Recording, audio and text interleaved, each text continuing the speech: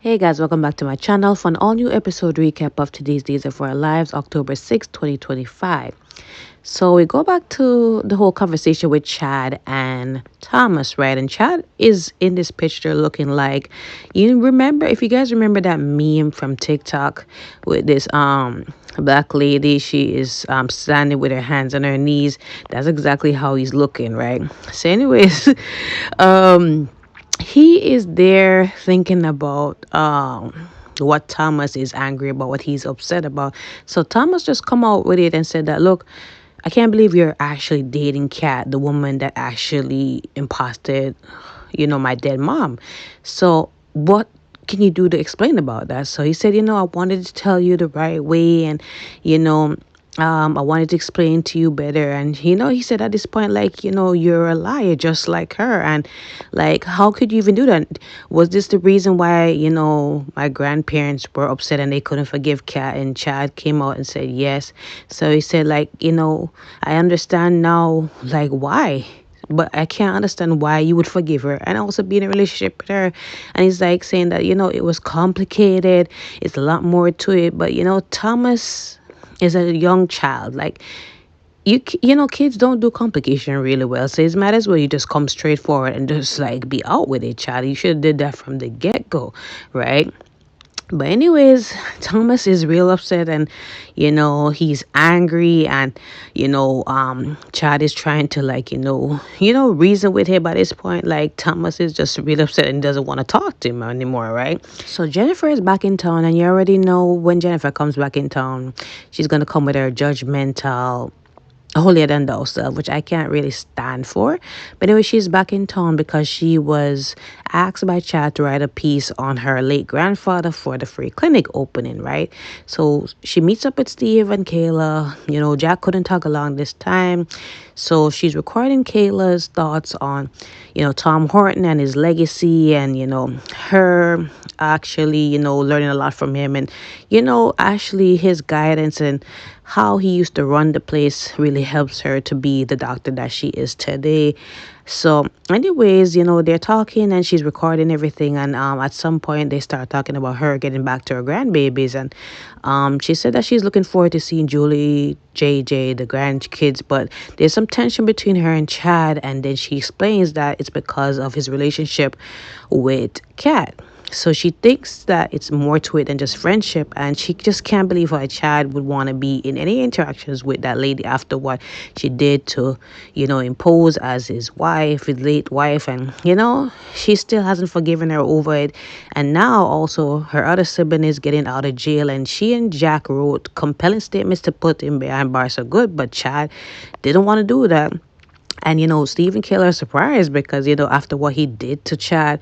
But she's saying that, Chad's saying that, look, he did what he had to do because Clyde was forcing him to do it, and he's no threat now and all of that. So she just can't believe that everybody's just kind of falling spell under the Green siblings, and that, they're either brainwashed or something. And maybe, Kat can convince EJ to let Mark get back as a doctor since he is her boss. So she's just over it. So Kayla is trying to reason with her and said, look, all of us fall short at some point. All of us deserve forgiveness. Like, look at what happened with Abigail posing as another person and leaving her family. And Jennifer makes up that, oh, she was mentally ill, and, that was a different thing. Kat wasn't mentally ill. But, Kayla said, look, she was forced by Clyde to do his bidding because, again, it was affecting her mom, her family. And Steve understands that. Like, he also said that if it was Clyde threatening my wife or my kids, like, I would do what I had to do. And also I was in need of forgiveness. I was, lost, troubled as well. And Kayla tried to, like, prove that point to Jennifer and said that maybe she forgive her and let go of some of that anger. It's going to be better in the long run. But Jennifer doesn't seem to want to let go. And we all know she can't seem to let go of her grudge. And that's just what it is, because she feels as if she is, you know, she doesn't do no wrong. Like, come on, like, you've done so much things. You've done so much things that didn't deserve ultimate forgiveness, but yet still you get a pass. Like, I'm not a big fan of Kat, but come on now, this is crazy. So speaking of Kat, she is meeting up with Brave because remember she said that she was gonna meet up with Brave after her lunch with Gwen, and she filled him in on what happened. And she said that she seems it seems as if there's more to the story about Gwen's involvement. Gwen claimed to say that she was sought out as a donor for the new wing that EJ is constructing, but she feels as if she's more up to something than just a simple donation. And she told him about how she was stuck in there in the room, and there was an electronic door, and she just doesn't think that electronic door should be there because she has been around hospitals all this time, and you know it shouldn't be that secure, right? So there's more to it, and Rafe is saying maybe you need to ask your boss to give you a tour of that room, get more ideas of what's really going on as well. So he asked her about some training, to protect herself in case anything with EJ, and she said, yes, she was been doing that. She has been doing that, sorry, and she has been doing some workouts and all of that. So she also tells Rafe that she and Chad have decided to go public with their relationship, and he's surprised to know that, but she's happy about it, and that was really it. So Jeremy is back in town, as we already know from Friday's episode, and he shows up at Stephanie's place with a bouquet of flowers, and Stephanie's like, what are you doing here? So he said that, it won't be long, it's just a few minutes, and um he just wanted to make amends, have a peace offering with the flowers. And she said, how do you know where I live? So he said that Julie told him. I'm saying, how does Julie have the audacity to really share that information with Jeremy? And also that they broke up. It doesn't matter if they broke up on good terms or bad terms. Like, how dare you to give this guy information on where she is? So it turns out he was telling her that he also saw when her, and I guess he's assuming that, it's her boyfriend Alex, and they were walking to the apartment complex, and that's how he figured out where she could be. You mean you were stalking Jeremy? Because remember, right? But anyway, she lets him in to give, his 2 minute thoughts and whatever, whatever he had to say. So anyways, he says to her that he's sorry about all that happened in the past. He's a changed man. Basically, he has did the time for his crimes, and he's turned his life around. He has sought therapy, and he's also in a new career field. He's in teaching. He's actually going to be a substitute teacher for Thomas's grade. So he explained everything, because she asked him, like, how can he be a teacher with a criminal record? So he said that, he actually went to jail for it and did the time. And she's happy to hear that he actually did the turnaround. He also finds out that, she's Anastasia Sands. Well, he did know based on the key detail of an intimate scene between the two of them back then.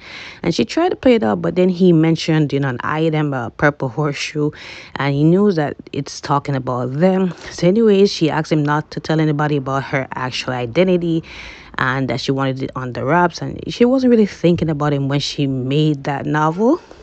So anyways, you know, he thought that he was thought of, but she said no, she just wants to move on and she wishes him the best. And he said that he's going to live his life and, he won't interfere with hers, right? So anyways, Kayla comes over and, Kayla brings her lunch. And she still can't believe her daughter is Anastasia Stans. And, she said she just had to be out with it because she didn't want EJ to fire her and think that it was her behind that. And she said, oh, well, EJ can go wherever. You're very talented and I'm proud of you. Even if it's not a good seller, like you're very talented in your work and I'm proud of you.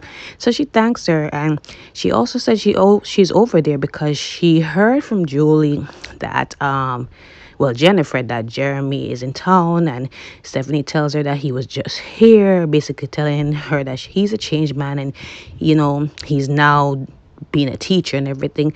So she asked her, like, do you believe him? So she said, I want to believe him. It seems sincere, but part of me doesn't think so, right? So Kat meets up with Felicity in the square and they talk about the blackout and, Felicity is worried about Mark and if he was okay with the blackout there in jail. And, Kat said that they probably have generators there. He'll be fine.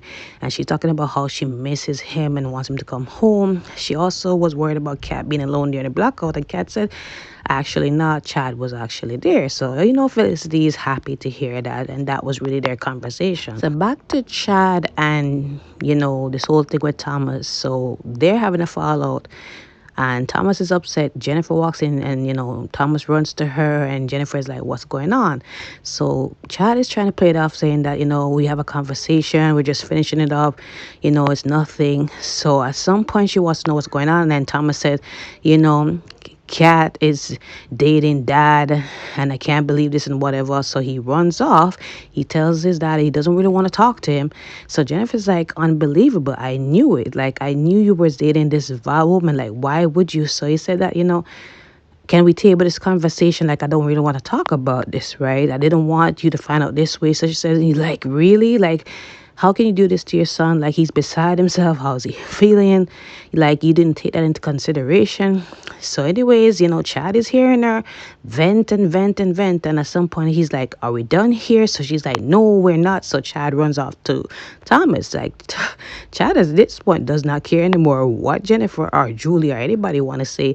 He is committed and he wants to do this thing with Kat. So I guess that's neither here nor there. So Steve and Rafe meet up, and Rafe said that he talked to Brady about the whole DNA results, and he's sorry that it wasn't what they were looking for.